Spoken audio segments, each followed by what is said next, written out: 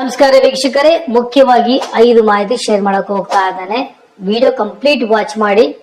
Okay, ಅಷ್ಟೊಂದು ಸಮಯ ತೆಗೆದುಕೊಳ್ಳೋದಿಲ್ಲ. Last option, last ಏನ್ ಹೇಳ್ತಾ ಇದ್ದೀನಿ ನಿಮಗೆ ಮಾಹಿತಿ, ಅದು ಬಹಳ ಮುಖ್ಯವಾಗಿರುವಂತದ್ದು. ಓಕೆ, ಸೊ ಟೈಮ್ ವೇಸ್ಟ್ ಮಾಡೋದು ಬೇಡ. ಮೊದಲನೇ ಮಾಹಿತಿ ಹೇಳಬೇಕು ಅಂತಂದ್ರೆ, ಕೋರ್ಸ್ ಸೆಲೆಕ್ಷನ್ ಅಲ್ಲಿ ಬಹಳ ಜನ ಕನ್ಫ್ಯೂಷನ್ ಮಾಡ್ಕೊಳ್ತಾ ಇದ್ದೀರಾ. ಕೆಲವರು ಹೇಳ್ತಾ ಇದ್ರೆ ನನಗೆ ಪರ್ಟಿಕ್ಯುಲರ್ಲಿ ನಮಗೆ ಇಂಜಿನಿಯರಿಂಗ್ ಬೇಕು, ಕೆಲವರು ಏನ್ ಹೇಳ್ತಾ ಇದ್ರಪ್ಪ ನನಗೆ BNYS ಬೇಕು, ಬಟ್ ಆ ಕೋರ್ಸ್ ಸಿಗ್ತಾ ಇಲ್ಲ ಅಂತ ಕೇಳ್ತಾ ಇದ್ದಾರೆ. ನೋಡಿ, ಆ ರೀತಿ ಇರೋದಿಲ್ಲ. PCMB ಅಂತ ಸೆಲೆಕ್ಟ್ ಮಾಡ್ಕೊಳ್ಳಿ.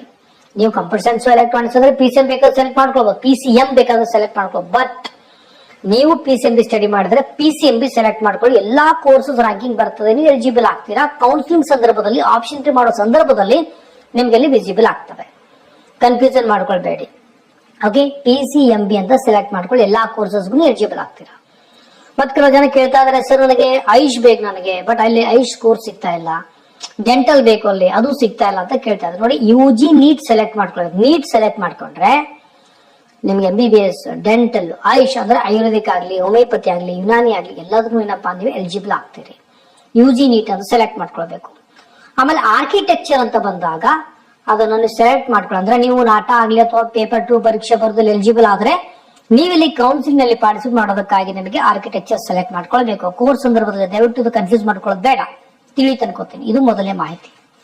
ಆಮೇಲೆ ಮುಖ್ಯವಾಗಿ ಎರಡನೇದು, ಮತ್ತೆ ಬಹಳ ಸಲ ಹೇಳಿದೆ ನಿಮಗೆ, OBC ಮತ್ತು EWS ಅಂತ ವರ್ಡ್ ಏನಿದೆ ನೋಡಿ, ಈ ವರ್ಡ್ ಏನಪ್ಪಾ ಅಂದ್ರೆ KE ನಲ್ಲಿ ಯೂಸ್ ಆಗೋದಿಲ್ಲ. ನೀವು OBC ಸರ್ಟಿಫಿಕೇಟ್ ತಂದು ಇಲ್ಲಿ RD ನಂಬರ್ ಹಾಕ್ತೀನಿ, EWS ತಂದು ಇಲ್ಲಿ RD ನಂಬರ್ ಹಾಕ್ತೀನಿ, ಆ ರೀತಿ ಬರೋದಿಲ್ಲ. ನೀವು 2A ನ 2B ನ 3A 3B SC ST ಈ ರೀತಿ ಬಂದ್ರೆ ಕರ್ನಾಟಕದಿಂದ ಕಾಸ್ಟ್ ಅಂಡ್ ಇನ್ಕಮ್ ಸರ್ಟಿಫಿಕೇಟ್ ಅದನ್ನ ತೆಗೆದುಕೊಂಡು RD ನಂಬರ್ ಹಾಕಿದ್ರೆ ನೀವು ಎಲಿಜಿಬಲ್ ಆಗ್ತೀರಿ. 8 lakh ಬಿಲೋ ಹಾಕಿದ್ರೆ. ಇನ್ನೊಂದು ಮಾಹಿತಿ, ಶೆಡ್ಯೂಲ್ ಕಾಸ್ಟ್ ವಿದ್ಯಾರ್ಥಿಗಳಿಗೆ ಪ್ರವರ್ಗ AAB, ಪ್ರವರ್ಗ AABC ಅಂತ ಬಂದಿದೆ ನೋಡಿ, ದಯವಿಟ್ಟು ಅದನ್ನ ಹೊಸದಾಗಿ ತೆಗೆದುಕೊಳ್ಳಿ, ಅಪ್ಡೇಟ್ ಮಾಡಿಸಿ. ಆ RD ನಂಬರ್ ಹಾಕಿದ್ರೆ ನಿಮಗೆ ಅದು ಎಲಿಜಿಬಲ್ ಆಗ್ತೀರಾ. ಓಲ್ಡ್ SC ಸರ್ಟಿಫಿಕೇಟ್ ನೀವು ಹಾಕಿದ್ರೆ ನೀವು ಎಲಿಜಿಬಲ್ ಆಗೋದಿಲ್ಲ. ನೆನಪಿರ್ಲಿ, ಕ್ಲಿಯರ್ ಆಯ್ತು ಅನ್ಕೋತೀನಿ. ಆಮೇಲೆ OBC EWS ಇದು ವರ್ಡ್ ಯೂಸ್ ಆಗೋದಿಲ್ಲ, ದಯವಿಟ್ಟು ಅದು ಮಾಡೋದು ಬೇಡ. ಮತ್ತೆ NCL ಸರ್ಟಿಫಿಕೇಟ್ ಸಂಬಂಧಪಟ್ಟನು ಬಹಳ ಜನ ಇನ್ಸ್ಟಾಗ್ರಾಮ್ ನಲ್ಲಿ ಕ್ವಶನ್ ಕೇಳ್ತಾ ಇದ್ದೀರಾ. NCL ಅನ್ನೋ ವರ್ಡ್ ಏನಿದೆ, ಪರಿಶೀಲನಾ ಪ್ರಮಾಣ ಪತ್ರ ಏನಿದೆ, ನಾನ್ ಕ್ರಿಮಿಲಿಯರ್ ಸರ್ಟಿಫಿಕೇಟ್ ಏನಿದೆ ನೋಡಿ, ಅದು ನೀವು ಒಂದು ಜನರಲ್ ಮೆರಿಟ್ ಆಗಿದ್ದು ರೂರಲ್ ಕ್ಲೇಮ್ ಮಾಡ್ಕೊಳ್ಬೇಕನ್ನಂಗಿದ್ರೆ ಮಾತ್ರ ಈ ಒಂದು ಪರಿಶೀಲನಾ ಪ್ರಮಾಣ ಪತ್ರ ತಹಸೀಲ್ದಾರ್ನಿಂದ ಪಡ್ಕೊಳ್ಬೇಕು. ಕ್ಲಿಯರ್ ಆಯ್ತು ಅನ್ಕೋತೀನಿ. ಅಥವಾ ನೀವು ಒಟ್ಟಾಗಿ 8 lakh ಅಬೋ ಇತ್ತು, ನಿಮಗೆ ಯಾವ್ದೇ ರೀತಿ ಏನಪ್ಪಾ ಅಂದ್ರೆ 2A 2B ಈ ರೀತಿ ನಿಮಗೆ ಸರ್ಟಿಫಿಕೇಟ್ ಸಿಕ್ಕಿಲ್ಲ ಅಂದ್ರೆ ನೀವು ಜನರಲ್ ಮೆರಿಟ್ ಗೆ ಆಗ್ತೀರಿ. ಜನರಲ್ ಮೆರಿಟ್ ವಿದ್ಯಾರ್ಥಿ ಆಗಿದ್ರೆ ರೂರಲ್ ಅಲ್ಲಿ ಸ್ಟಡಿ ಮಾಡಿದ್ದು ಕ್ಲೇಮ್ ಮಾಡ್ಕೊಳ್ಬೇಕು ಅಂದ್ರೆ ಕಂಪಲ್ಸರಿ ಪರಿಶೀಲನಾ ಪ್ರಮಾಣ ಪತ್ರ RD ನಂಬರ್ ಎಲ್ಲ ಹಾಕಿದ್ರೆ ನೀವು ಎಲಿಜಿಬಲ್ ಆಗ್ತೀರ. ಅದು ಬೇಕೇ ಬೇಕಾಗುತ್ತೆ. ಕ್ಲಿಯರ್ ಆಯ್ತು ಅನ್ಕೋತೀನಿ. ಇನ್ಸಿಯಲ್ ಸರ್ಟಿಫಿಕೇಟ್ ಬಗ್ಗೆ OBC no use, EWS no use, ಇವೆಲ್ಲ ನಿಮಗೆ ಸೆಂಟ್ರಲ್ ಗವರ್ಮೆಂಟ್ MCC ಅಂಡರ್ ನಮಗೆ ಬೇಕಾಗುವಂತದ್ದು. ಬಟ್ ಕರ್ನಾಟಕದಲ್ಲಿ OBC EWS ಬೇಕಾಗಲ್ಲ. 2A 2B 3A 3B SC ST ಇವೆಲ್ಲ ನಿಮಗೆ ಅನುಕೂಲ ಆಗುತ್ತೆ. EWS no use, OBC no use.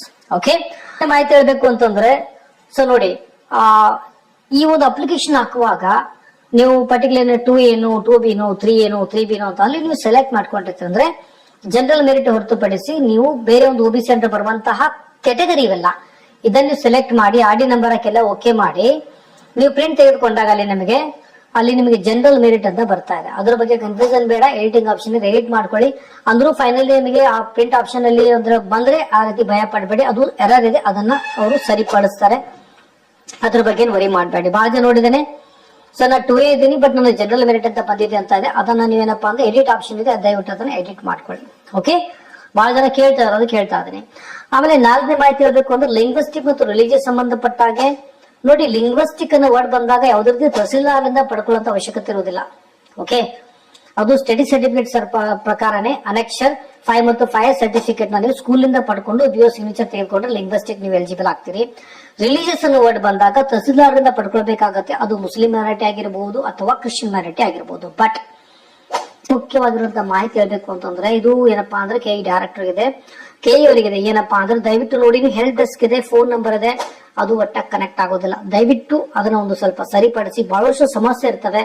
400 to 500 kilometre ದೂರ ಇರುವಂತಹ ವಿದ್ಯಾರ್ಥಿಗಳು ಇರ್ತಾರೆ. ಆ ಸಮಸ್ಯೆಗೆ ಪ್ರತಿ ಸಲ ಬೆಂಗಳೂರಿಗೆ ಬರೋದು ಬಹಳ ಕಷ್ಟ ಆಗುತ್ತೆ. ದಯವಿಟ್ಟು ನೀವು ಹೆಲ್ಪ್ ಲೈನ್ ನಂಬರ್ ನಲ್ಲಿ ಬದಲಾವಣೆ ಮಾಡ್ಕೊಳ್ಳಿ, ಸುಧಾರಣೆ ಮಾಡ್ಕೊಳ್ಳಿ. ಆಮೇಲೆ ಇಮೇಲ್ ಐಡಿ ಅದಕ್ಕಂತೂ ರಿಪ್ಲೈ ಅಂತೂ ಬರೋದೇ ಇಲ್ಲ. ಆಮೇಲೆ ಗ್ರೀವೆನ್ಸ್ ಅಂತ ನೀವು ಇಲ್ಲಿ ಮಾಡಿದಿರಾ, ನಾವೇನಲ್ಲಿ ವಿದ್ಯಾರ್ಥಿಗಳು ಹಾಕಿದ್ರು ಸಹ ನೋಡಿ, ಇದು ಏನಪ್ಪಾ ಅಂದ್ರೆ ಅಪ್ಲಿಕೇಶನ್ ಹಾಕುವಾಗ student name, father name, mother name ಅಥವಾ ಡೇಟ್ ಆಫ್ ಬರ್ತ್ ಇಲ್ಲ ಮಿಸ್ಟೇಕ್ ಆಗಿರುವಂತದ್ದು, CBSE ಆಗಿರ್ಬೋದು, ICSE ವಿದ್ಯಾರ್ಥಿ ಆಗಿರ್ಬೋದು, ಮಿಸ್ಟೇಕ್ ಆಗಿರಬಹುದು. ಸೊ ದಯವಿಟ್ಟು ಅದೇನಪ್ಪಾ ಅಂದ್ರೆ ಹಾಕಿದ್ರು ಸಹ, ಗ್ರೀವೆನ್ಸ್ಗೆ ಹಾಕಿದ್ರು ಸಹ ದಯವಿಟ್ಟು ಯಾವುದೇ ರೀತಿ ರಿಪ್ಲೈ ಅಂತೂ ಬಂದಿಲ್ಲ, ದಯವಿಟ್ಟು ಅದಕ್ಕನ್ನ ರಿಪ್ಲೈ ಮಾಡಿ, ಅದನ್ನ ಎಡಿಟ್ ಮಾಡಿ, ಅದರಲ್ಲಿ ಸ್ವಲ್ಪ ಬದಲಾವಣೆ ಮಾಡ್ಕೊಳ್ಳಿ ಅಂತ ನಾನು ಕೆ ಅವರಿಗೆ ತಿಳಿಸ್ತಾ ಇದ್ದೀನಿ. ಇಲ್ಲಪ್ಪ ಅಂದ್ರೆ help line no use, email ID ಇಲ್ಲ, ವಾಟ್ಸ್ಆಪ್ ಉಪಯೋಗ ಇಲ್ಲ, ಆಮೇಲೆ ನೀವು ಏನು ಗ್ರೀವೆನ್ಸ್ ಅಂತ ಮಾಡಿದಿರಾ ಸ್ಟೂಡೆಂಟ್ಗಳಿಗೆ, ಸೊ ಅದ್ರದ್ದು ಯಾವುದೇ ರೀತಿ ಉಪಯೋಗ ಅಂತ ಆಗ್ತಾ ಇಲ್ಲ. ದಯವಿಟ್ಟು ಸುಧಾರಣೆ ಅನ್ನೋದರಲ್ಲಿ ತನ್ನಿ. ಮತ್ತೆ ಈಗಲೂ ಸಹ ನಿಮ್ಮ ಒಂದು ವೆಬ್ಸೈಟ್ ಅಲ್ಲಿ ಬಹಳಷ್ಟು ಎರರ್ ಇದೆ. ಎಲ್ಲ ಅಪ್ಲಿಕೇಶನ್ ಆಗದಾಗ ಪ್ರಿಂಟ್ ಆದಾಗ ಎರರ್ ಅಂತ ಬರ್ತಾ ಇದೆ. ಯಾವುದೇ ರೀತಿಯಲ್ಲಿ ಏನಪ್ಪಾ ಅಂದ್ರೆ ಪ್ರಿಂಟ್ ಆಗ್ತಾ ಇಲ್ಲ. ಮತ್ತೆ ಆಮೇಲೆ ಕೆಟಗರಿಲಿ ಸಹ ಬದಲಾವಣೆ ಆಗ್ತಾ ಇದೆ. ಮತ್ತೆ OTP ಸಹ ಬಹಳ ಡಿಲೇ ಆಗ್ತಾ ಇದೆ. OTP 1 ಮಿನಿಟ್ ಟೈಮ್ ಕೊಡ್ತಾರೆ ಅವ್ರು. ಪೇರೆಂಟ್ಸ್ ಹಿಂಗ್ ಹೇಳೋ ಒಳಗಡೆ ಏನಪ್ಪಾ ಅಂದ್ರೆ ಅದು OTP ಎಕ್ಸ್ಪೈರ್ ಆಗ್ತಾ ಇದೆ. ಸೊ ದಯವಿಟ್ಟು ಈ ಒಂದು ಸಾಫ್ಟ್ವೇರ್ ಕಡೆ ಸ್ವಲ್ಪ ಸುಧಾರಣೆ ಅಂತ ಗಮನ ಹರಿಸಿ ಅಂತ ಹೇಳ್ತಾ ಇದ್ದೀನಿ. ಪ್ರತಿ ವರ್ಷವೂ ಸೇಮ್ ಹಾಲತ್ ಅಂದ್ರೆ ಈಗಲೂ ಅದೇ ಅಂದ್ರೆ ಉಪಯೋಗನೇ ಆಗೋದಿಲ್ಲ. ದಯವಿಟ್ಟು ನನ್ನ ರಿಕ್ವೆಸ್ಟ್ ಇದೆ, ಅದರಲ್ಲಿ ಸ್ವಲ್ಪ ಬದಲಾವಣೆ ತೆಗೆದುಕೊಂಡು ಬನ್ನಿ. ಆಲ್ರೆಡಿ ಸ್ಟೂಡೆಂಟ್ಸ್ ಇದ್ರೆ ಅಪ್ಡೇಟ್ ನೀಡ್ತಾ ಇರ್ತೇನೆ. ಮತ್ತೊಂದು ಮುಂದೆ ನೋಡಲು ಈ ಬಾಯ್.